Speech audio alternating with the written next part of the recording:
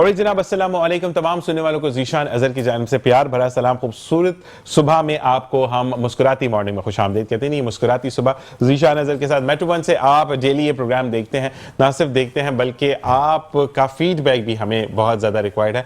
हम चाहते हैं कि आप हमें बताएं कि हम किन किन चीज़ों को बेहतर कर सकते हैं, हमें बेहतर करने की ज़रूरत है, किस चीज़ों को हम ऐड ऑन कर सकते हैं। तो बिल्कुल जनाब, प्रोग्राम के अंदर आपने कॉल करनी है और बताना है कि आप क्या चेंजेस देखना चाहते हैं, क्या क्या सेगमेंट्स देखना चाहते हैं और किन किन लोगों को आप देखना चाहते हैं। तो बिल्कुल जनाब, हम आपकी जो राय है उसको सामने रखते हुए चीज़ों को आगे प्लान आउट करेंगे। अच्छा जी, आज तबीयत सबकी नासाज है, मतलब सबको नज़ला ज़ुकाम है, तो बेहतर तरीका ये होता है कि आपको मैं एक टिप दे देता हूँ on the start of the program कि अगर आपको बहुत ज़्यादा खांसी है और बीपी का इशू ना हो, तो बहुत ज़्यादा खांसी है, बलगम है, तो आपने देखा होगा कि आप जब पान खरीदने जाते हैं तो पान वाला पान के पत्ते के ऊपर से छोटी छोटी सी डंडियाँ काट रहा होता है।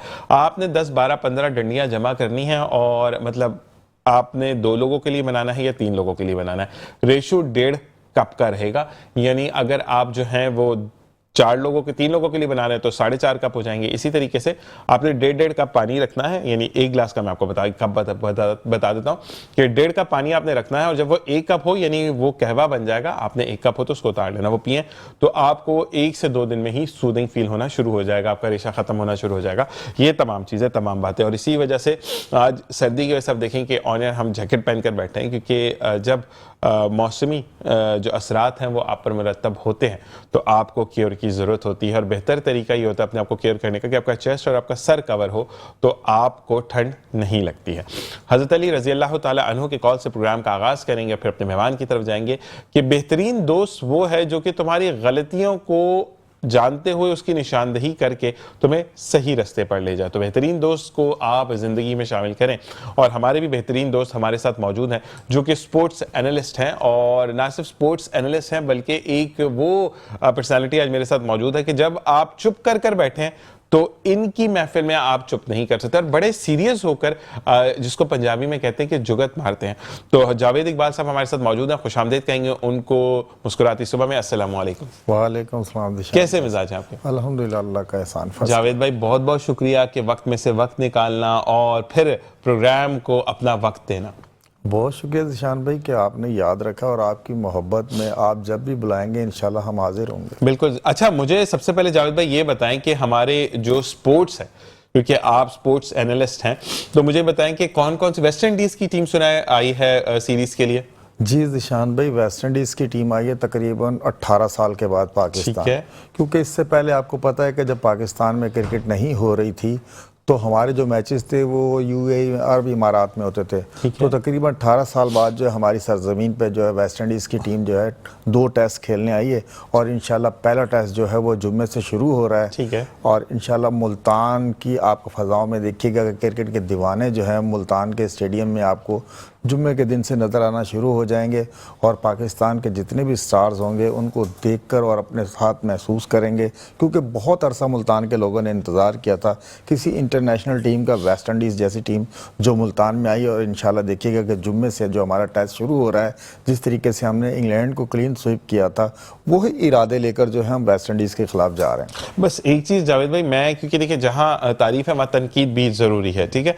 होम ग्राउंड में हरा दिया तो मसला नहीं है, हमें इंटरनेशनल मार्केट को कम्पीट करना है। यानी हम अगर वेस्ट इंडीज में जाकर वेस्ट इंडीज को हराते हैं तो वो एक अचीवमेंट है। अपने होम ग्राउंड में शायद अगर फर्ज करें हम एक ही स्टूडियोज में जब यहाँ पे आप भी शो कर रहे हैं, मैं भी शो कर रहा हूँ, एक दूसरे को हरा दिया मजा नहीं है। आपने कभी चुप हो गए, कभी, क्योंकि हम मोहब्बत में भी चुप हो सकते हैं ना। लेकिन अगर हम किसी इंटरनेशनल टीवी पर बैठे और फिर हम झंडे गाड़े पाकिस्तान के, तो वो बात है। मेरी जहां तक सोचा, मैं ये कहता हूँ आगे ज्यादा बेहतर, क्योंकि एनालिस्ट आप हैं तो आप ज्यादा बेहतर बता सकते हैं। बिल्कुल ज़ीशान भाई, आप बिल्कुल ठीक कह रहे हैं। जिस तरीके से अभी हमारा ऑस्ट्रेलिया का टूर था, उसके बाद साउथ अफ्रीका का टूर था, जिम्बाब्वे का टूर था। देखिए, हमने वनडे सीरीज तो तीनों मुल्कों में जाकर जीती है। ठीक है। तकरीबन हमने ऑस्ट्रेलिया को जो है 22 साल बाद जो है वनडे सीरीज हराई ऑस्ट्रेलिया में। सही। और उसके बाद जिम्बाब्वे में वनडे सीरीज जीती, और फिर साउथ अफ्रीका में इस सदी में हमारी पहली टीम है जिसने साउथ अफ्रीका जैसी मजबूत टीम को जो है वाइट वॉश किया है। अब रही बात जो आप कह रहे हैं टेस्ट सीरीज की, तो वो ऐसा नहीं है कि पाकिस्तान सिर्फ पाकिस्तान में ही जीतता है। ये मिसाल जो है ये इंडिया के लिए, वो इंडिया जो है वो घर के शेर हैं, हम घर के शेर नहीं, हम बाहर जाकर भी सीरीज जीतते हैं। लेकिन इंशाल्लाह जैसे अभी वेस्ट इंडीज़ की पाकिस्तान टीम आई हुई है, अगर हम भी वेस्ट इंडीज़ जाएँ तो हम वेस्ट इंडीज़ को वेस्ट इंडीज़ में भी हरा सकते हैं। लेकिन हमारा मुकाबला साउथ अफ्रीका जैसी मजबूत टीम से था, गो कि हम पहला टेस्ट जीतते जीतते रह गए और दूसरे टेस्ट में भी हमने बहुत अच्छी फाइट बैक की, उसमें एक आलमी रिकॉर्ड बना दिया हमारे ओपनर्स ने, बाबर आजम और शान मसूद ने। तो ये सारी चीजें चलती रहती हैं, कभी अपर कभी डाउन, ये होता रहता है, ये क्रिकेट है। अच्छा, मुझे ये बताइएगा कि हम अगर बात करते हैं दीवानों की, क्योंकि बहुत पहले की या बहुत दूर की बात है, लेकिन मुझे उसको जानना है कि शेड्यूल कब होता है, पीएसएल का शेड्यूल किस किस मंथ में होता है? देखिए पीएसएल हमारा अप्रैल मई में शुरू होने जा रहा है, ड्राफ्टिंग आपको पता है कि कल हो गई है, ऐसा ही है। और इंशाल्लाह ये अप्रैल मई में जो आप ये क्रिकेट की रौनक के जैसे ही चैंपियन ट्रॉफी का इख्तिताम होता है उसके फौरन बाद जो है पीएसएल शुरू हो जाएगी और इंशाल्लाह पूरी दुनिया के क्रिकेटर्स जो हैं, जो इंटरनेशनल प्लेयर्स हैं, कल ड्राफ्टिंग में वो शामिल हो गए तमाम टीमों में, और इंशाल्लाह बहुत अच्छा इवेंट होने जा रहा है इंशाल्लाह। और फिर कराची की रौनकें दोबारा बहाल हो जाती हैं कि अब स्ट्रीट्स पर देखते हैं कि वो बाबर आजम छक्के मारे हैं और दूसरे जो हमारे प्लेयर्स हैं। और अच्छा, वैसे अगर हम जनरली एक बात मैं पूछना चाहूंगा कि आप जो अगर पीएसएल में किसी टीम को सपोर्ट करते हैं तो अपने शहर के लिहाज से सपोर्ट करते हैं कि मैं शहर का हूं तो जैसे अक्सर लोग कहते हैं ना कि मैं शहर का हूं तो मैं करूंगा, या आप प्लेयर, क्योंकि मैं प्लेयर वाला हूं कि मैं बाबर आजम जिस टीम में मैं उस टीम के साथ हूं, तो आपका बताइएगा कि क्या? बिल्कुल शान भाई, तकरीबन ऐसा ही है। आजकल लोग जो है ना प्लेयर देखते हैं कि उसका पसंदीदा प्लेयर जो है किस फ्रेंचाइज से खेल रहा है, और लेकिन कुछ ऐसे लोग भी है जैसे लाहौर कलंदर हो गई या कराची किंग्स होगी, इनके फैंस सुल्तान भी मुल्तान के साथ ही होता है। वही ना, कुछ ऐसा क्राउड भी है जो सिर्फ अपनी टीम के साथ चलता है, और कुछ ऐसे है लोग हैं जो जिनका पसंदीदा प्लेयर जिस भी टीम में होगा वो उसे सपोर्ट करता है। जैसे कोयटा को सरफराज की वजह से बहुत ज्यादा सपोर्ट किया जाता था, खासकर कराची में लगता यही था कि कराची की टीम सरफराज की टीम है, लेकिन अब सरफराज के साथ जो कोयटा ग्लेडिएटर ने किया बिल्कुल रिलीज कर दिया है। और आपको पता है अब जो ड्राफ्टिंग हुई है वहां भी सरफराज को किसी ने पिक नहीं किया। तो ये सारी चीजें, कोई जो है फैन फॉलोइंग करता है, कोई जो है अपने जो इलाके अपने शहर की टीम है उसे करता है। अच्छा, इस ड्राफ्ट में कहीं पे भी सरफराज मौजूद नहीं है? नहीं जी, ड्राफ्टिंग हुई नहीं, आपको पता होना चाहिए कि कोयटा ग्लेडिएटर ने जो है रिलीज कर दिया था सरफराज को। जी, ये तो और उसके बाद जब ड्राफ्टिंग हुई है तो किसी ने भी has a player Sarfaraz Ahmed को जो है वो पिक नहीं किया, और लग यही रहा है कि अब सरफराज अहमद जो है कोयटा के साथ हैज ए कोच जो है आपको खेलते हुए नजर आएंगे कोयटा के साथ, क्योंकि उनकी वाबस्ती जब से ये पीएसएल शुरू हुई है उस दिन से सरफराज जो है वो कोयटा ग्लेडिएटर की तरफ से खेल रहा है। लेकिन कोयटा ग्लेडिएटर ने ठीक है उन्हें रिलीज कर दिया, लेकिन अगर उन्हें कोचिंग का ओहदा भी दिया तो मैं समझता हूं कि ये कराची और सरफराज के लिए एक ऑनर की बात होगी। ठीक है जी, ठीक है। साथ साथ मजीद बात भी करेंगे, आप बिल्कुल कॉल इन कर सकते हैं, और अगर आपका कोई सवाल है रिलेटेड टू क्रिकेट तो बिल्कुल जावेद इकबाल साहब हमारे साथ मौजूद है। जावेद भाई, ये बताइएगा कि हमारा जो कौमी खेल है उसकी तो दूर दूर तक अब कोई हमें ऐसी इवेंट्स होते हुए नजर नहीं आते, या हम जैसे क्रिकेट के कोई इवेंट्स है, कोई भी इवेंट आ रहा है, जैसे अभी वेस्ट इंडीज की टीम आई है तो वनडे सीरीज है तो इसको बहुत ज्यादा हाईलाइट किया जा रहा है, लेकिन कौमी खेल कुछ दबता सा जा रहा है। बिल्कुल निशान भाई, ये बहुत ही ज़्यादा दुख के साथ कहना पड़ता है कि हमारा जो कौमी खेल है हॉकी, उस पर वो तवज्जो नहीं दी जा रही जो देनी चाहिए थी। अभी देखें कब शुरू हुआ था, अब्दुल सत्तार एदी स्टेडियम में जो है उसमें जो है इतना बड़ा इवेंट आप कराने जा रहे हैं, वहाँ मीडिया कोऑर्डिनेटर मौजूद ही नहीं था सिरे से। अब मीडिया वाले जो है आपको पता उन्होंने खबर किससे लेनी, जो मीडिया कोऑर्डिनेटर होता है किसी भी इवेंट का उसी ने जाके उनको बताना होता है, मीडिया कोऑर्डिनेटर नहीं था। और फिर आप यहाँ से उसके संजीदगी का अंदाज़ा लगाएं कि इतना बड़ा आप टूर्नामेंट कराने जा रहे हैं और आपको इन चीज़ों के बारे में कोई पता ही नहीं। तो ये हॉकी की तबाही का बायस जो है मैं समझ रहा हूँ कि हमारे जो हॉकी के जो प्लेयर थे, जो लेजेंड थे, वही इसकी तबाही का बायस बन रहे हैं, क्योंकि इसमें ग्रुपिंग है, कभी फेडरेशन में ग्रुपिंग, कभी सेक्रेटरी जनरल ऐसा हो गया। ये चीज़ें, ये जब तक इन चीज़ों से आप नहीं निकलेंगे, हॉकी के लिए जो है आप सिंसियर होकर नहीं सोचेंगे, तो हॉकी देखें आप बजाय ऊपर जाने के, हॉकी हमारी रोज़ बरोज़ नीचे की तरफ गामजन है। आप देखें क्रिकेट में जितने भी प्लेयर्स हैं उनके किसी भी लड़के को आप देखेंगे तो क्रिकेट के मैदानों में नजर आएगा। हॉकी एक हमारा कौमी खेल है, और हमारे जितने भी लेजेंड गुजरे, मुझे एक बता दें जिसका एक एक भी प्लेयर का जो है लड़का हॉकी से वाबस्ता हो, वो किसी को कोई सिंसियर नहीं। प्लेयर जो है वो अपने अपने ग्रुप बनाए हुए हैं, सब उसी के साथ चल रहे हैं। ये सारी चीजें जो हॉकी की जो पस्ती का बायस बनती जा रही है पाकिस्तान में। अभी भी पाकिस्तान में ऐसा है कि आप हॉकी पे तवज्जो दें, क्योंकि हमारे ये नेशनल गेम है। जब तक आप इस पे तवज्जो नहीं दें तो मैं नहीं समझता हॉकी किसी मकाम पर आप देखेंगे रोज बरोज बिल्कुल तनज़्ज़ुली की तरफ जा रही है। अच्छा जावेद भाई, यहाँ पर यह भी एक बात ज़ेरे गौर है कि अगर आपको किसी चीज़ को प्रोवोक करना है, यानी ऊपर लेकर जाना है किसी भी चीज़ को, तो उसकी पहले तालीम और तरबियत होती है। हमारे यहाँ पर आई गेस कोई इस तरह इंस्टीट्यूशन नहीं है जहाँ पे आपको हॉकी को खेलना सिखाया जाए, या जैसे क्रिकेट की एकेडमीज बनी हुई है तो आप वहां पर आपके बच्चे एडमिशन लेते हैं, एकेडमीज में जाकर बॉलिंग कैसे करनी है, स्विंग कैसे करना है, कैच कैसे आप हैंडल कर सकते हैं, या अगर थ्रो इस तरह हुआ है तो आपने कैसे पिच पर बल्ले को घुमाना है, तो ये तमाम ट्रिक्स बताई जाती हैं।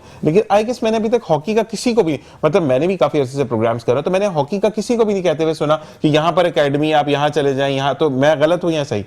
बिल्कुल आप सही कह रहे हैं। चंद देखिए, अगर एकेडमी अगर आपने देखनी तो सिर्फ पाकिस्तान में आपको गोजरा में मिलेंगी। गोजरा से बहुत सारे इंटरनेशनल प्लेयर हैं, और यहाँ जो आपको पता है KHA पे देख लें, कहीं भी देख लें, आपको 50-50 60-60 साल के जो प्लेयर्स हैं यहाँ, जो बिल्कुल ओल्ड लोग हैं, जिनसे बिल्कुल हॉकी का नामो निशान नहीं है, लेकिन वो जो है वो कोचिंग कर रहे हैं, वही प्लेयर को सिखा रहे हैं। एकेडमीज का यहाँ कोई असूल नहीं है कि आप समझें कि हॉकी की कोई एकेडमी हो। आप हर नुक्कड़ पे चले जाए, किसी भी ग्राउंड में चले जाए, आपको क्रिकेट की एकेडमी हर जगह नजर आएंगी। और जो हमारा कौमी खेल है, बहुत दुख के साथ कहना कर, इस कोई भी एकेडमी नहीं है। प्लेयर्स ने अपने अपने जो है ग्राउंड्स में ही जो है सिखाने के अमल से गुजर रहे हैं। कोई ऐसी एकेडमी नहीं है कि जहाँ हफ्ते में 3 या 4 दिन जो है आपको हॉकी की ड्रिल करवाई जाए, हॉकी सिखाई जाए। आप देखें, जब इंटरनेशनल मैचेस में जब प्लेंटी कॉर्नर हमें मिलता है तो हम 3-3 4-4 प्लेंटी कॉर्नर मिस कर रहे हैं। ये सारी चीजें वही हैं। जब तक आप जो है इसकी बेस होती, टेक्निक होती, जो स्किल्स होती, वो नहीं हॉकी के प्लेयर को सिखाएंगे तो किस तरह से हॉकी ऊपर जाएगी। बिल्कुल ऐसा ही है। अच्छा, ये इंटरनेशनल जो चैंपियन ट्रॉफी हो रही है अभी, इसके तमाम मैचेस पाकिस्तान में है, लेकिन इंडिया और पाकिस्तान का मैच पाकिस्तान में नहीं है। इसकी वजह क्या है और वो कहां पर होने जा रहा है? ये असल मसला दिशान भाई, ये जो इंडियन क्रिकेट बोर्ड है वो, और इंडिया में जो इंतहा पसंदाना गवर्नमेंट है, जिसे आप कहते हैं हिंदुत्वा, ये उस सोच की अक्कासी करता है। इतना बड़ा इवेंट होने जा रहा था चैंपियन ट्रॉफी का, सिर्फ इंडिया की जो गवर्नमेंट है उनमें चंद इंतहा पसंद जो लोग बैठे हुए हैं, उन्होंने इस इवेंट को ख़राब किया है। अब जो है पाकिस्तान में नहीं, अब दुबई, पाकिस्तान, दुबई, ये सारी चीज़ें होती रहेंगी। देखिए, इंडिया के जितने भी मैचेस हैं वो दुबई में हाइब्रिड मॉडल पे चले गए, लेकिन इस दफ़ा जो है हमारे चेयरमैन जो है मोहसिन नकवी साहब, उन्होंने बहुत बड़ा स्टैंड लिया है, और उन्होंने जो अपने मुतालबात भी जो है इंटरनेशनल क्रिकेट से मनवा लिए हैं। वो इंडिया की थ्रू मनवाएं या किसी भी थ्रू बनवाएं, इंडिया को आखिर हमारे जो बात थी उस पर आना पड़ा, और हमने जो मुतालबात रखे, अगर आप हाइब्रिड मॉडल के तहत खेलेंगे दुबई में अपने मैचेस, तो पाकिस्तान इसके बाद जितने भी इवेंट इंडिया में 2027 तक होंगे, पाकिस्तान भी इंडिया में नहीं खेलेगा। पाकिस्तान भी जो न्यूट्रल वेन्यू पर खेलेगा, जहां पाकिस्तान चाहेगा। जिस तरीके से अभी दुबई में इंडिया के तमाम मैचेस दुबई में हो गए। इंडिया ने हमारा इतना बड़ा जो इवेंट जा रहा था, वो कोई हम तो सिर्फ होस्ट कर रहे हैं, हमें तो दिया तो इंटरनेशनल क्रिकेट काउंसिल ने, तो भाई उसी की जिम्मेदारी बनती थी कि आप इंडिया को भी लाएं। अब देखेंगे पाकिस्तान में जो अंपायरिंग का फोटोशूट होगा, कप्तानों का फोटोशूट होगा, आया कि रोहित शर्मा जो है पाकिस्तान आते हैं। अगर रोहित शर्मा पाकिस्तान में आते हैं फोटोशूट करने के कप्तानों में, तो भाई इंडिया की टीम भी आ सकती थी, इसमें कोई दो राय नहीं। तो ये कि चैंपियन ट्रॉफी का वो जो मजा था बिल्कुल पाकिस्तान में होनी थी, जैसे कराची, लाहौर, पिंडी में। अब जो है आपको पता है कि इंडिया की वजह से जो है कुछ मैचेस जो है हमारे दुबई में होंगे, और अगर इंडिया फाइनल में आता है तो फाइनल भी पाकिस्तान से बाहर चला जाएगा, वो भी दुबई में होगा। सिर्फ पाकिस्तान को एक सेमीफाइनल मिलेगा। अच्छा, मुझे ये बताएं कि अगर हम, क्योंकि ये हमारी होम सीरीज है जो कि अभी इंटरनेशनल क्रिकेट होने जा रही है, सीरीज जो होने जा रही है, मुझे ये बताएं कि अगर इंडिया हटदर्मी का मुजाहरा करता है, क्योंकि देखिए जितने भी इंटरनेशनल बेस्ड चीजें हो रही होती, चाहे वो क्रिकेट है, हॉकी है, आपका टेनिस है, जो भी, तो उसकी तो आपको पैरवी करनी होती है, जो कि आपके rules and regulation settle down होते हैं। इंडिया उसकी पैरवी क्यों नहीं करता, और इंडिया को पावर इतनी कहां से मिलती है कि वो अगेंस्ट जाकर सिर्फ एक टीम के लिए मैच को दुबई में रखा जाता है, और पाकिस्तान का जब भी मैच आता है तो हम इंडिया पहुंच जाते हैं। हम क्यों नहीं ऐसा कर सकते कि अगर इंडिया हमारे मुल्क में नहीं आ रहा तो हम भी इंडिया जाकर नहीं खेलेंगे? ज़ीशान भाई देखें, अब ये हमने भी कर लिया ना, हमने ये मुतालबा तस्लीम करवा लिए इंडिया से भी और इंटरनेशनल क्रिकेट काउंसिल पे। अब जो है इवेंट जो जितने भी इंडिया में होंगे, हम भी वहां जाकर नहीं खेलेंगे इंडिया में, ठीक है। हम भी न्यूट्रल वेन्यू पर खेलेंगे। ठीक है। ये सारी चीजें जो है मोहसिन नकवी साहब ने एज ए रिटर्न में जो है इंडिया से ले ली हैं, और इंशाल्लाह देखिएगा अब मामला जो है बराबरी की सतह पर होंगे। अब वन वे ट्रैफिक नहीं चलेगा। देखें जो इंडिया कर रहा है हम वो नहीं कर रहे, क्योंकि क्रिकेट एक जेंटलमैन गेम है, हम इसे जो है रिस्पेक्ट देते हैं, और जो रिस्पेक्ट देनी चाहिए वो इंडिया ने जेंटलमैन गेम को भी ख़राब कर दिया है। क्योंकि हमेशा से इंडिया की हरदर्मी रही है कि हमने पाकिस्तान हॉकी टीम नहीं भेजनी, अब तो ऐसा हो गया है कि उन्होंने ब्लाइंड टीम भी नहीं भेजी। ये सारी चीजें जब आप सियासत को खेलों में लेकर आएंगे, देखें खेलों को कोई बॉर्डर नहीं होता, ये अमन के सफीर होते हैं, कहीं भी जाके किसी भी कंट्री में खेलते हैं। लेकिन इंडिया जो इंतहा पसंद सोच के साथ आया, तो ये सारी चीजें जो है इंडिया ने खराब की हैं। और इंटरनेशनल क्रिकेट खेलने वाले जितने भी ममालिक हैं सब जो है इस दफा इंडिया के खिलाफ है, और वो देख रहे हैं कि इंडिया की जो हरदर्मी है वो जारी है। देखें इंडिया कहता है कि हमारी बहुत बड़ी आबादी है, और उसी वजह पे जो सबसे ज्यादा पैसा क्रिकेट का जो है वो इंडिया से ही आता है। और इंटरनेशनल क्रिकेट काउंसिल में अब तो आपको पता है कि इंडिया के जैसा जो है वो चेयरमैन लग गए हैं, तो अब तो और नजदीक हो गए उनके फासले, जो पहले थोड़े कम थे अब और ज्यादा करीब हो गए।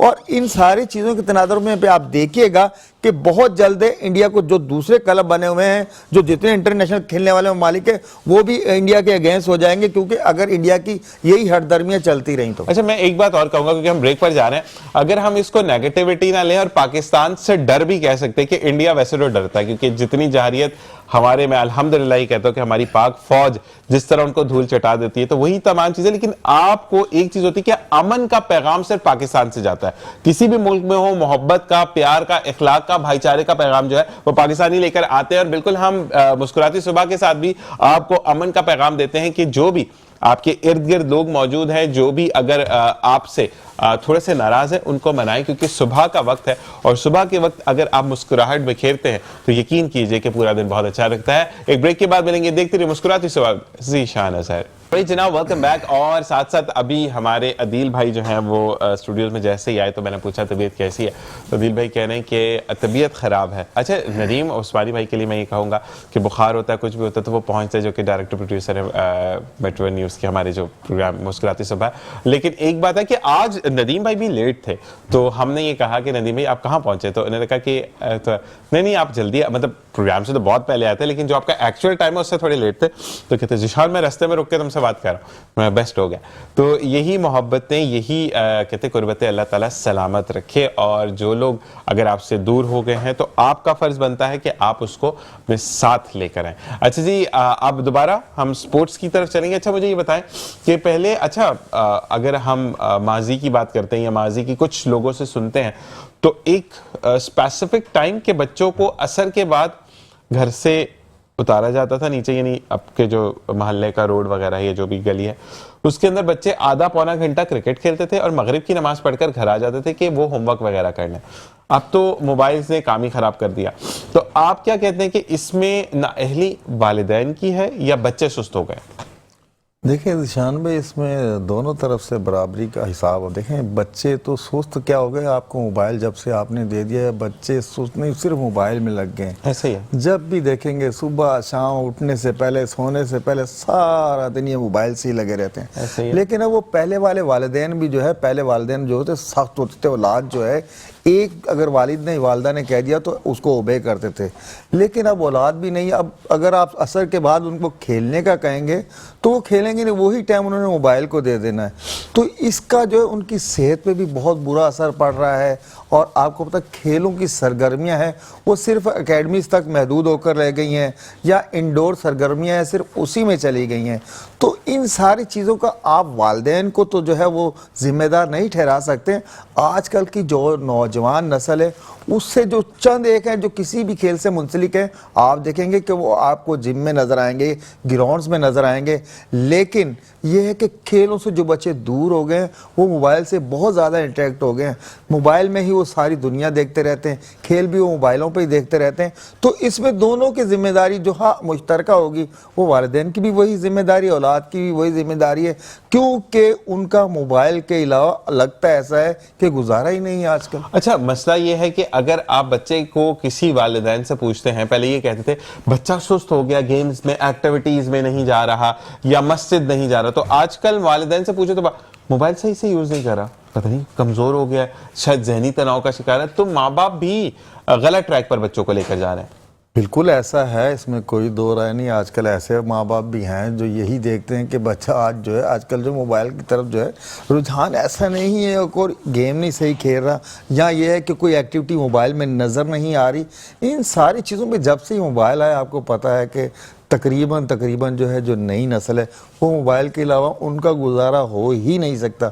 अब ये आप अखबारों में भी पढ़ते हो कि वालिदैन ने किसी से मोबाइल ले लिया, बच्चे बहुत ख़तरनाक हद तक चले जाते हैं, कोई ख़ुदकुशी की तरफ चला जाता है, इतना यानी कि इंटैक्ट हो गए मोबाइल के लिए, और एक दूसरे को मारने मरने तक जा रहे हैं, ये सब मोबाइल की वजह से। अगर किसी वालिदैन ने सख्ती की, अक्सर व बेशतर आप अखबारों में पढ़े, ये चीज़ें आती रहती हैं। जबरदस्त। अच्छा जी, यहाँ पर एक बात करेंगे, फिर हम क्योंकि हमारे एक और गेस्ट हमें ज्वाइन किया तो हम ब्रेक की तरफ जाएंगे, लेकिन मुझे ये कहना है कि आपसे हमारी जो बात है, शहजादा भाई कैसे हैं? शहजादा मोइन माशाल्लाह बहुत अच्छे हैं। आपको पता है कि वो होस्टिंग कर रहे हैं, स्पोर्ट्स के हवाले से बहुत अच्छे जा रहे हैं। आपको पता है कि वो सिंध पुलिस भी जाते हैं, जी। और वहाँ जो है उन्होंने कई कोलीग भी प्रोवाइड की हैं, अपने कईयों की रोज़ी भी लगाई है। तो शहजादा इस काम में लगा हुआ है और इंशाल्लाह वो लगा रहेगा। अच्छा, मेरी दफा बोरी का मुंह बंद कर देते हैं, कहते हैं वहां पे जो है वो जगह नहीं है। नहीं मोइन भाई, आपको पता है बहुत सच्चे बंदे हैं, वो बिल्कुल सच्चे, क्योंकि आपका वहाँ कोई काम नहीं होगा तो इसलिए आपको वहाँ अच्छा, वो मुझे नया बंदा कह रहे हैं कि मेरी जब बात हुई शहजादा भाई से, मैंने कहा शहजादा भाई तो मुझे जो है वो एज अ आरजे ज्वाइन करना है, तो कह रहे नहीं वो नए बंदों को तो नहीं लेते। मैं कहा शहजादा भाई मैं बुढ़ा हो गया आरजेपन में, 2008 क्लास 7 में ज्वाइन किया था। तो शहजादा भाई से भी ऐसी नौकझोंक चलती रहती है। बिल्कुल जनाब, हम एक और गेस्ट ज्वाइन करेंगे, ब्रेक पर जाएंगे, वापस आएंगे, आपने कहीं नहीं जाना, देखते रहिए मुस्कुराती सुबह विद ज़ीशान अज़हर। जनाब वेलकम बैक, और हम मौजूद हैं अपने स्टूडियोज में, और हमें मेहमान ने ज्वाइन किया अजरा बानो, जो कि एंटरप्रेन्योर है, मेंबर ऑफ FPCCI है, एग्जीबिशंस करवाती हैं, फैशन डिजाइनर है, बहुत गुस्से में गाड़ी भी चलाती हैं कभी कभी, और बहुत अच्छे अंदाज में मूड को भी स्विंग कर लेती है। तो आपको खुशामदीद कहते हैं। अस्सलाम वालेकुम। वालेकुम अस्सलाम। कैसे मिजाज है आपके? गुस्से से अब सही हो गए? वो तुमने सही कर दिया। लेकिन एक चीज था कि नहीं, वैसे वाकई में डोमेस्टिक चेंज आ गया। जब मैंने फोन पे सुना था तो मुझे लगा था ये तो मिलते साथ मुक्का मारेंगी। कैसे मिजाज है आपके? बहुत बहुत शुक्रिया आने के लिए, और थोड़ा सा रिश्ता खराब होने के लिए I am sorry on air. और साथ साथ मुझे ये बताएं कि माशाल्लाह माशाल्लाह माशाल्लाह आप इतने सारे काम कर रही हैं, मैनेज कैसे करती हैं? सबसे पहले तो टाइम मैनेज कैसे करती है, वो मुझे जानना है आपसे। देखो, अगर इंसान जिंदगी में कुछ करने की ठान ले कि मुझे जिंदगी में ये करना है और मेरा गोल ये है, और गोल सेट करने के बाद अपना फोकस सेट कर ले, सही। तो जब कोई इंसान अपना फोकस सेट कर लेता है ना कि मुझे अपने इस फोकस पर चलना है, तो उस फोकस के साथ जो भी परेशानियां आती है ना, वो हर इंसान को आती हैं। ऐसा ही है, हर इंसान को आती है, किसी को कम आती है, किसी को ज्यादा आती है। लेकिन आपने क्या करना है कि आपको जब ज्यादा भी आ रही है ना परेशानियां, क्योंकि आपका गोल वो है, आपने अचीव वो करना है, फोकस आपका ये है, तो दोनों चीजें आपको सपोर्ट करेंगी। ठीक है। अच्छा, उसके बाद सबसे पहले तो अल्लाह की रजा, सुभान अल्लाह, कि आप जो कुछ भी कर रहे हैं, वो जो हम स्ट्रगल कर रहे हैं, जो गोल अपना बना रहे हैं, जो फोकस अपना रख रहे हैं, उसमें अल्लाह की रजा कितनी है? सुभान अल्लाह, अल्लाह की रजा। जब हम उस गोल की तरफ चलते हैं और अल्लाह की रजा शामिल हाल होती है, तो यकीनन जब हम उस गोल पर चल रहे होते हैं ना, तो खुद ब खुद रास्ता मिलता है। ऐसा ही है। और परेशानियां भी जो बहुत ज्यादा होती हैं, लोग उसमें से भी आपको रास्ता देते हैं। बिल्कुल ऐसा ही है, क्योंकि आपकी नियत जो है वो अपने गोल की तरफ है। ऐसा ही है। और आपका फोकस जो है वो बजाय इधर उधर होने के अपने ट्रैक की तरफ है। ऐसे ही जब आपका ना फोकस ट्रैक की तरफ है ना, तो आपको इधर उधर की चीजें डिस्टर्ब जरूर करेंगी, लेकिन आपको आपके ट्रैक और फोकस से हटा नहीं सकती। यही बात, इसकी तो मिसाल सुबह मिल गई हमें कि आप कहां कहां खड़ी थी, लेकिन आप स्टूडियोज में बैठे हैं। देखें, ये अल्लाह ताला की करामत थी कि अल्लाह ताला ने मिलाना था हमें। अल्लाह ताला ने मिलाना भी था। इस वक्त मुझे मेरे नसीब में यहाँ बैठना भी था, और ये जो चाय मेरे हाथ में है ये भी मेरे नसीब में। बिल्कुल, कपड़ों के साथ मैच करके हमने आपको कब भी देना था। ये देखिए। Thank you. ऑलराइट जी, बिल्कुल हमारे साथ हैं अजरा बानो। अच्छा, मुझे ये बताइएगा कि आप जो फैशन डिजाइनिंग करती हैं, ठीक है, अच्छा फैशन डिजाइनिंग में आजकल जो जहां तक मैंने देखा कि कुछ ऐसे, मैं किसी को बुरा नहीं बोल रहा, लेकिन कहीं पर भी कोई चीज खराब होती है तो वो नया फैशन बन जाता है। जैसे फर्ज करें अगर आपने जोड़ा बना लिया, उसमें ब्लीच गिर गया तो ये नया फैशन है, आधा रंग उड़ा हुआ। तो ये क्यों है ऐसा? देखो जीशान, मैं ये बताऊं, फैशन जो है ना, जी जी, फैशन जो देखने से अच्छा लगे वो फैशन है। ठीक है, वो चाहे ब्लीच हो, ठीक है, चाहे कलर हो, ठीक, चाहे कैसे भी कलर हो, ठीक है, देखने वाले की नजर को भारा है। ऐसा ही है। आप पर अच्छा लग रहा है तो वो चाहे ब्लीच ही क्यों ना गिर गया हो, जबरदस्त। और ब्लीच के गिरने के बाद चाहे उसको मैनेज क्यों ना कर लिया हो, और आर्टिस्टिक तरीके से उसको डिजाइनिंग में कन्वर्ट ना कर दिया हो, तो वो ब्लीच भी बहुत अच्छा है। क्या बात है। मैं आपको शर्ट्स भिजवाऊंगा, उसको थोड़ा सा ना चेंज करके मुझे दे दो, मेरे पास शर्टें Done. खत्म हो गई। डन हो गया, ताकि हम वो करते हैं। अच्छा प्रॉमिस जी, हो गया, प्रॉमिस। डन, पक्का वाला। अच्छा जी, हमें सईद ने ज्वाइन किया, जो कि स्पेक्ट्रम सिक्योरिटी लिमिटेड के हेड है और लीड कर रहे हैं इस इदारे को। हमारे साथ मौजूद है, स्टॉक के हवाले से हमें बताएंगे, और क्योंकि स्टॉक के हवाले से ये उस्ताद भी हैं तो मैं इनसे कोई सवाल नहीं करूंगा। सईद, आज गोल आपके पास है, क्या कहना चाहेंगे? अस्सलाम वालेकुम व रहमतुल्लाह। वालेकुम सलाम व रहमतुल्लाह। कैसे मिजाज है सईद के? रब का करम है ज़िशान। सईद, आपको मेरी आवाज आ रही है? जी आ रही है ज़िशान। अच्छा जी, सईद ये बताइएगा कि आज क्या सूरत हाल है स्टॉक मार्केट की? ज़िशान, आज की कल की तरह आज भी काफ़ी अच्छी सूरत हाल है मार्केट की। हमने कुछ दिनों पहले भी बात की थी, आपके अगर नाज़िर को याद हो, नाज़रीन को, कि जी यही इन्वेस्टमेंट का टाइम होता है। उस वक्त बाजार में पैनिक था, और वो इन्वेस्टमेंट अभी 2 से 3 दिन के अंदर अच्छी हमें नज़र आ रही है इन्वेस्टमेंट में, और मज़ीद ये इन्वेस्टमेंट का टाइम है। ठीक है, आज जो इंडेक्स था वो ओपन हुआ था हमारा 1,15,360, उसके बाद वो 1,15,773 तक गया था। मतलब आज के दिन जो हाईएस्ट था 969 पॉइंट प्लस गया था, अभी 477 पॉइंट पर ट्रेड कर रहा है। डाउन साइड हम देखें तो 277 पॉजिटिव ही डाउन साइड रहा है। तो पॉजिटिव हमारा जो इंडेक्स है वो पॉजिटिव ही ट्रेंड कर रहा है। और कल एक ऑटो सेक्टर का डेटा आया है उसमें, जिसके तो उसकी वजह से काफ़ी हद तक सपोर्टिव जो है ना बाजार खुली थी ऑटो के हवाले से। कल कुछ जिनका डेटा अच्छा है ऑटो सेक्टर के अंदर के, कार्स किसने, ट्रैक्टर्स के हवाले से थी, तो वो बहुत अच्छे खुले, उसने बाजार को बहुत सपोर्ट किया है। बाजार के अंदर सेमीटेक बहुत ज़्यादा अच्छी स्ट्रॉन्ग परफॉर्म कर रही हैं, और वो करेंगी भी परफॉर्मेंस, क्योंकि आगे जाके फिर वो इंटरेस्ट रेट जिस तरह कम होने की बात हो रही है इसी महीने मॉनेटरी पॉलिसी फिर, तो इंशाल्लाह 1.5 से 2% फिर कम होने की बात हो रही है। तो जो टेक्सटाइल है और हमारे पास सीमेंट्स हैं, चूंकि ये बोरो बहुत ज़्यादा करती हैं, तो इसलिए उनके इंटरेस्ट रेट जितना कम होगा इनके प्रॉफिट के ऊपर उतना अच्छा फर्क पड़ेगा। ठीक है, तो ये कि बाजार उस हिसाब से अच्छी जो है ना परफॉर्म कर रही है। तो हम इंटरेस्ट रेट कब से कम होता हुआ देख रहे हैं? सही जरा दोबारा बताइएगा। इंटरेस्ट रेट, जी हाँ, इसी महीने फिर मॉनेटरी पॉलिसी है। ठीक है, तो इंशाल्लाह फिर उसके अंदर उस दिन वज़ीर आज़म साहब ने भी बात कही थी कि 8% 8 तक की गुंजाइश हम 8% पे लेकर आ सकते हैं, 6% मजीद घटा सकते हैं। तो इंशाल्लाह 1.5 से 2% की फिर है कि इस महीने इंटरेस्ट रेट कम होता है 13 से, अगर वो 11 हो जाता है तो उससे सारे कंपनीज के जो फाइनेंशियल्स होते हैं उनको बहुत अच्छा असर पड़ता है ना। ठीक है, तो ये होगा कि अगर इसमें, क्योंकि अब सीजन या टाइम शुरू हो गया ना, जब दिसंबर क्लोज हुआ है, तो दिसंबर के बाद अब 6 महीने की और दूसरे सेकंड क्वार्टर के अनाउंसमेंट्स आएंगे। तो जो पिछले इंटरेस्ट रेट कम हुए थे उनका इम्पैक्ट इन फाइनेंशियल्स के ऊपर नजर आएगा ना हमें होता हुआ। तो बाजार उसको अभी ज़ाहिर रिएक्ट कर रही है, पॉजिटिव रिएक्ट कर रही है। अच्छा, उसके बाद बाजार थोड़ी टूट भी गई थी ना, 5-7 हज़ार इंडेक्स टूटे थे जब नीचे वॉल्यूम नीचे आपको प्राइजेस मिल रही थी नीचे उनकी आइटम्स की, तो डेफिनेटली बायर इंटरेस्टेड हो जाता है। तो इसलिए ये सारी चीजें हमें मिलती हुई मतलब ये सारी चीजें जो ट्रिगर हो रही हैं और बाजार हमें पॉजिटिव नजर आ रही है। ठीक है, अच्छा सही मुझे बताइएगा कि टॉप 3 कौन सी कंपनीज है जो इस वक्त मार्केट में top of the list trade कर रही हैं, 3 वो कंपनी जो कि माइनस नेगेटिव में जा रही हैं। अच्छा, तो जिशन मुझे टॉप अगर परसेंटेज वाइज आप पूछ रहे हैं या जो है वैसे पूछ रहे हैं प्राइस के, अगर मैं प्राइस से बात करूं, प्राइस के हवाले से देखा जाए तो यूपीएफएल एक कंपनी है जो सबसे ज्यादा बढ़ी हुई है, लेकिन चूंकि ये साइड बोर्ड है यूनिलीवर पाकिस्तान, तो इसको हम नहीं देखते। फिर नेस्ले है, पीएसएल है, लेकिन अगर हम इस तरह देखते हैं कि हम सेक्टर वाइज देखते हैं तो मेरा ख्याल है कि ज्यादा बेहतर रहेगा। वैसे टॉप यूपीएफएल, नेस्ले, पीएसएल, डीएलएल, गैल जो है, मैं आपको ये सब सिंबल बता रहा हूँ, जो नाज़रीन काम करने वाले हैं, जो आपके नाज़रीन है वो काम करते हैं वो समझ जाएंगे। बिल्कुल ऐसे। गंधारा जो है ये भी है, एमटीएल है, थल है, तो ये इसमें है जो है ना टॉप उसमें ट्रेड करेंगे। लूजर की अगर हम बात करें तो फिर वही सार्ड बोर्ड आती है, सफाई टेक्सटाइल है, वो सबसे ज्यादा घटा हुआ है, बीटीएल है, बिलेस टेक्सटाइल, ये सबसे ज्यादा घटा हुआ है। लेकिन चूंकि ये साइड बोर्ड है तो हम इसको इतना कंसिडर नहीं करते। ठीक है। लेकिन मतलब अगर जो आज जो ज्यादा फोकस है वो सीमेंट और ऑटो पे है, तो अगर हम ऑटो पे बात करें तो गंधारा हम 3 से 4 दिन से चलते हुए देख रहे हैं, और गंधारा तकरीबन 100-125 रुपए बढ़ चुका है इस वीक के अंदर।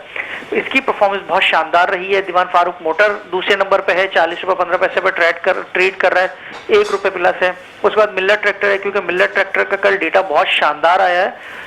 7 साल बाद मिल्लर ट्रैक्टर की 4600 के करीब ट्रैक्टर बिके हैं। वो आपको पता है किसान स्कीम जो चल रही है पंजाब में, और मिल्लर ट्रैक्टर उसका स्टेक भी अच्छा है मार्केट के अंदर, तो उसका ये डेटा जो आया था तो उसने मिल्लत को बड़ा अच्छा मतलब सपोर्ट किया हुआ है। अभी 25 रुपए 74 पैसे प्लस है, 735 पे ट्रेड कर रहा है। ठीक है। गंधारा जीएचएनआई हमारे पास जो है उसका डेटा थोड़ा सा खराब था, तो हम उसका इम्पैक्ट देख रहे हैं, माइनस है 7 रुपए 65 पैसे।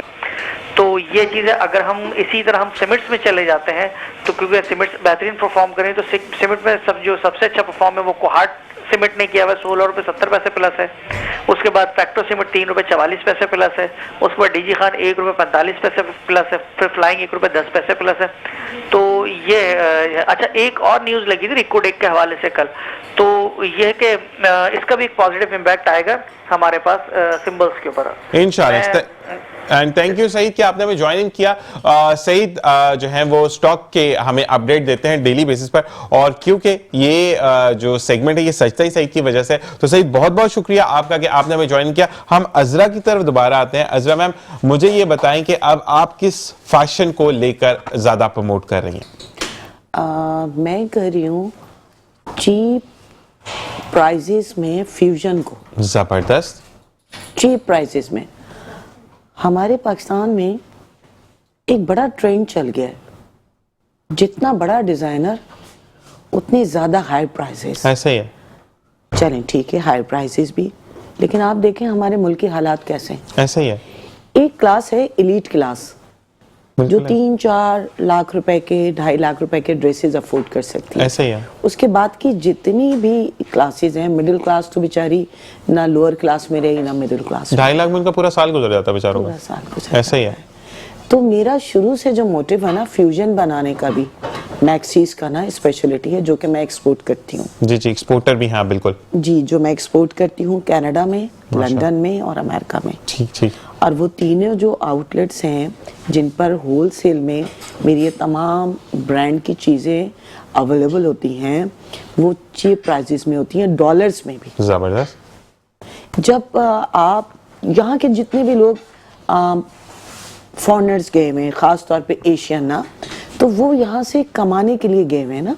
ऐसे ही है। तो यूरोपियन है नहीं, तो उनका भी अपना डॉलर्स का भी, यूरो का भी एक बजट होता है जिससे वो परचेजिंग करते हैं। ठीक है। तो मैं कोशिश करती हूँ कि मैं ऐसी चीजें बनाऊं जो लोग आसानी से बाय कर सकें। जबरदस्त। और एक चीज आपको मैं और बताऊं कि अब आपका जो माल जाएगा मैं साथ लेके जाऊंगा, मैंने अमेरिका जाना है तो मैं आपका सामान उठा के लेके जाऊंगा। मैं आपको सामान उठाने नहीं दूंगी, आप इतने प्यारे बच्चे हैं और इतनी प्यारी पर्सनालिटी है, मैं आपको सामान आप जाएंगे उससे पहले सामान पहुंच जाएगा। जज़ाकल्लाह मैं जज़ाकल्लाह आपको वो चीजें दे दूंगी, वो लोग आपको प्रोवाइड कर दूंगी कि आप सिर्फ अपना हैंडबैग उठा के जाइए, सामान आपके पीछे खुद आ जाएगा। जज़ाकल्लाह love you a lot of for that कि आप जीती रहें, खुश रहें और ऐसे ही कामयाबी जीती रहे वाला तो दुआ मैं तुम्हें दूंगी। आई एम 57 ईयर्स ओल्ड, ये वाली तो दुआ मैं तुम्हें दूंगी। तुम जल्दी से वापस लो अपनी दुआ, जल्दी से मैं तुम्हें दे दूं। नहीं तो दुआ तो दे सकते हैं ना। देखें, अगर आपकी उम्र दराज होगी तो आप फिर मुझे दुआएं देती रहेंगी ना, तो मैं अपनी लॉन्ग टर्म सोच रहा हूं, मैं शॉर्ट टर्म थोड़ी सोचूंगा। ये देखे ना, तो लॉन्ग टर्म सोचना, मुझे शॉर्ट टर्म नहीं सोचना।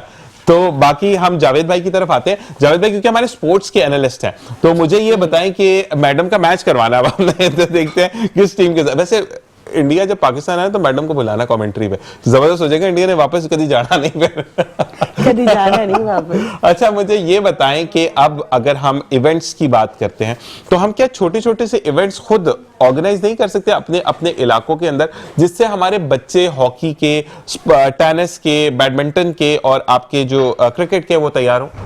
बिल्कुल ज़ीशान भाई, ऐसा हो सकता है। ये टाउन की सतह पे ये काम शुरू भी कर दिया है। जिस तरीके से आप देखें, हमारे गवर्नर सिंह जो हैं, कामरान खान टसोरी, उन्होंने बहुत से इवेंट करवाना शुरू कर दिए और स्पोर्ट्स के हवाले से जो भी छोटी छोटी तकरीबात होती हैं वो गवर्नर हाउस में मधु करते हैं और वहाँ प्लेयर्स को भी बुलाते हैं। अभी 2-4 दिन पहले जो ब्लाइंड क्रिकेट टीम थी, उन्हें भी उन्होंने गवर्नर हाउस में मधु किया हुआ था, उन्हें 5 लाख रुपए कैश भी दिए उन्होंने। और टाउन की सतह पे जैसे कि जमात इस्लामी हो गई, इन्होंने भी छोटे छोटे से पार्क जो बहुत खूबसूरत कर दिए और मुख्तलिफ इलाकों में जो बिल्कुल कचरा कुंडी बने हुए थे वो भी ग्राउंड उन्होंने खड़े कर दिए। और मेयर कराची वो भी जो है खेलों में बहुत ज़्यादा दिलचस्पी ले रहे हैं। इसी तरीके से अगर आप पूरी कराची में हर टाउन की सतह पर जो है हमेशा जो है ये हफ्तावार एक गेम्स की प्लान बनाएंगे तो इंशाल्लाह देखिएगा कि यहाँ से भी आपको प्लेयर जो है वो निकलते हुए नजर आएंगे। असल सिर्फ नीयतों का फुकदान है। अगर आप ये चीज़ें शुरू करेंगे तो इंशाल्लाह जो है ये बहुत हेल्थी एक्टिविटी जो है बच्चों में मुंतकिल। बिल्कुल ऐसे ही है। अजरा बानो साहब से इस बारे में हमें क्लास लेनी पड़ेगी। अच्छा, ये बताएं मैम कि FPCCI बेसिकली है क्या और आप इसकी मेंबर कैसे बने? FPCCI फेडरेशन ऑफ पाकिस्तान है, चैम्बर ऑफ कॉमर्स का फेडरेशन ऑफ पाकिस्तान ठीक है, जो पूरी दुनिया में जितने भी पाकिस्तान के बिजनेसमैन है ना, उसका एक प्लेटफॉर्म है पूरे पाकिस्तान का। जितनी भी सिटीज है ना पाकिस्तान की, उस पूरे पाकिस्तान का। ठीक है। अब इसके जो सबसे अभी शायद आपने सुना 2 साल पहले ऐसे मुनीर साहब का इंतकाल। बिल्कुल बिल्कुल। वो पैटर्न इन चीफ थे। ठीक है। वो हम जैसी, खैर मैं तो बहुत छोटी सी बिजनेसमैन हूँ, इस पाकिस्तान से के बड़े बड़े बिजनेसमैन उनको अपना मेंटोर समझते हैं। ठीक है, लेकिन मैं आपको, क्योंकि आपकी आजिज़ी पे कहते हैं ना कि अल्लाह ताला ऐसी ही आजिज़ी हर एक को नसीब करे, इसकी बहुत जरूरत है। बिल्कुल ऐसा ही है, हर इंसान के लिए जरूरत है। बिल्कुल ऐसा ही है, बिल्कुल ऐसा ही। आजिज़ी सबसे पहले आपको फायदा पहुंचाती है, उसके बाद जिसको आप डिलीवर करते हैं, जिसके साथ आप रहते हैं, बसते हैं, हर वक्त बातचीत करते हैं, फिर उसको फायदा पहुंचाती है। ऐसा ही है। फिर वो आगे अपने इखलाक से, अपने रहने बसने से, अपनी चीज़ों से आगे, तो ये चीज़ तो डिलीवर होना चाहिए कंटिन्यूसली। और ये आपको पता है, ये हमारा फर्ज है। बिल्कुल ऐसा ही है, डिलीवर करना। जब तक हम जिंदा है ना इस दुनिया में, जैसे कोई कहता है आपकी लंबी उम्र हो, तो नहीं, अल्लाह ताला ने जितनी अपने पास उम्र रखी बस उतनी ही काफी है। बिल्कुल ऐसा ही है। और मजीद, क्योंकि हमारे बाद जो लोग हैं ना वो आगे आए ना। ऐसा ही है। लेकिन असल में मैं एक बात कहता हूँ कि अल्लाह ताला ने जितनी आपको ज़िंदगी दी है, जैसे कि आप कहती है डिलीवर करना, क्योंकि अल्लाह ताला ने वैसे ही फैला दिया ना, आपको स्प्रेड कर दिया कि इल्म फैलाने से पड़ता है। जितना आप इनको सुकेड़ के रखेंगे, बातों को, चीज़ों को, आदतों को सुकेड़ेंगे तो ख़त्म हो जाएंगी चीज़ें। ज़ीशान, हर वो अच्छी चीज़ जो आपको ऐसा लगता है कि दूसरे आपकी उसकी तारीफ़ करते हैं, हर वो चीज़ जो आपके अंदर है, जो हर वो सलाहियत जो अल्लाह ने आपको दी है, वो डिलीवर करना आपका अल्लाह की तरफ से फ़र्ज बनता है। बिल्कुल। और ये अगर आपने हक अदा नहीं किया तो आपने अपना हक अदा नहीं किया। बिल्कुल ऐसा ही है। और कोई चीज़ आपको अच्छी आती है, आप कमांड है आपकी उस पर, और आपने उसको डिलीवर नहीं किया तो आपका उसे हिसाब देना होगा। बिल्कुल ऐसा ही है, बिल्कुल ऐसा ही है। और अल्लाह ताला कहते हैं ना कि रस्सी दराज करता है अगर आपको नहीं पकड़ा, लेकिन जब गिरफ्त आती है तो बहुत सख्त आती है। अच्छा, ये बताएं कि एग्जीबिशंस कहाँ की? एग्जीबिशंस इस टाइम तक तो मैंने 12 कंट्रीज में किए। 12 कंट्रीज में किया है। ठीक है, माशाल्लाह। तो रिसेंट कौन सी आपकी हुई है? रिसेंट मेरी हुई है अमेरिका में। अमेरिका में? अमेरिका। और ये इसी दौरान इन्हीं टाइम में या? जी, पिछले साल ना, पिछले यानी साल। कि 2024 में। 24 में? 24 तो बिल्कुल अभी तो गया 24, कोई पुराना तो है नहीं। और अभी नेक्स्ट जो मेरा फरवरी में आ रहा है 22 एंड 23 फरवरी को मेरा टोरंटो में आ रहा है ना। ठीक है, ठीक जी, है। जिसकी मैं अभी प्लानिंग कर रही हूँ अल्हम्दुलिल्लाह। 82% होमवर्क जो है वो कंप्लीट हो गया है। माशाल्लाह। लोगों की फाइल्स जो लोग जाएंगे उनकी तैयार हो गई ठीक हैं। है। उसमें हम 4 से 5 अपने ग्रुप में जो हमारा डेलीगेशन जाएगा और जो हमारे एग्जीबिटर जाएंगे, उसमें 4 से 5 लड़के लड़कियां या ख़वातीन ऐसे होंगे जिनके पास अगर इतने पैसे खर्च करने के लिए नहीं है, तो जो हमारे और एग्जीबिटर होंगे या हम उसमें कुछ पार्टिसिपेट करना चाहेंगे जो हमारी हैसियत होगी, जो माशाल्लाह, हम कर माशाल्लाह। सकेंगे। तो हम हमेशा ऑलवेज उन लोगों को अपने साथ खामोशी से लेके जाते हैं जिनका आज तक दुनिया भर में किसी भी प्लेटफॉर्म से कहीं से भी किसी ने उनको रजिस्टर नहीं कराया, जबकि वो बहुत अच्छा काम कर रहे हैं। ये एक बात, आपका नाम सॉरी? जावेद। जावेद साहब ने एक बड़ी अच्छी बात की थी कि नियत, अगर आपके दिल में ज़ीशान ये बात आ गई है ना कि ये इंसान इसको आगे जाना चाहिए या इसमें, लेकिन अभी तक किसी के दिल में ये ख्याल नहीं आया। इतनी सारे एलीट क्लास के बच्चे और ये वो लोग तो खुद ही चले जाते हैं ज़ीशान, ऐसा ही है। उनको तो किसी की हेल्प की जरूरत नहीं होती, बिल्कुल उनके ऐसे ही। पेरेंट्स के पास इतना।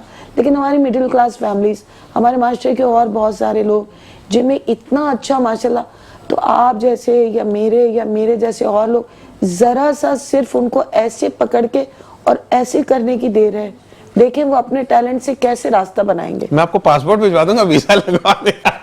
वीजे का बहुत फुकदान है हमारे यहाँ पे, वीजे का नहीं बिल्कुल फुकदान नहीं है, पक्की बात है। बिल्कुल पक्की बात है। अगर आपकी फाइल प्रॉपर है, ठीक ठीक आपकी हर चीज ओरिजिनल है, ठीक है। तो पाकिस्तान तो इतनी स्ट्रिक्टनेस नहीं है, लेकिन दुनिया भर में अगर आप जेन्युइन है और आपकी फाइल अकाउंट से लेके हर चीज आपकी ट्रांसपेरेंट है, तो कहीं कोई रुकावट नहीं है। जबरदस्त। लेकिन आपकी चीजें जो है वो ट्रांसपेरेंट होना चाहिए। जबरदस्त। आप पहली दफा जा रहे हैं, आप उनके इमिग्रेशन काउंटर पे खड़े, जो क्वेश्चन वो कर रहे हैं आप एंकी फेंकी पाकिस्तान की तरह उनसे मत करें। ठीक है, उनके स्क्रीन पे सब कुछ आ रहा है। ठीक है, ठीक आप कहाँ जा रहे हैं, क्यों जा रहे हैं, कब जा रहे हैं, किस नियत से जा रहे हैं, इवन के आपकी आंखों में देख के आपकी इंटेंशन भी जो है ना वो रीड कर रहे होते हैं। ठीक ठीक ठीक। मेरी तो आंखों में ये आएगा बेचारा गरीब बंदा है, घूम फिर के वापस चल। ऑलराइट जी, इसी के साथ आप तो हमारे साथ रहेंगे। जावेद भाई, आपका बहुत शुक्रिया कि आपने हमें ज्वाइन इन किया, और इंशाल्लाह आपको हम ऐसे ही वक्तन फवक्तन बुलाते रहेंगे, क्योंकि जब स्पोर्ट्स की बात हो और जावेद इकबाल साहब की बात ना हो तो ये चीजें जो है वो इम्तिजाज नहीं है दो बातों का। तो आपको हम बुलाएंगे, बहुत बहुत शुक्रिया, और आपके थ्रू हम फिर उस रेडियो पर भी जाएंगे इंशाल्लाह। अपना ख्याल रखिएगा। और जनाब, हमें ब्रेक के बाद ज्वाइन करेंगी शेफ नौरीन, जो कि इटालियानो के ब्रांड के साथ हमें बहुत अच्छे अच्छे से खाने बनाना सिखाती है। ना सिर्फ इटालियानो हमें खाने के अंदर जो है डिफरेंट फ्यूजन देता है, बल्कि हमारा पाकिस्तान का ब्रांड है तो उसको हमें फोक करना है, उसको सपोर्ट करना है, क्योंकि अपनी चीज अपनी होती है। इसी के साथ एक वक्फे के बाद आपसे फिर मुलाकात होगी। देखती रहिए मुस्कुराती सुबह विद ज़ीशान असर।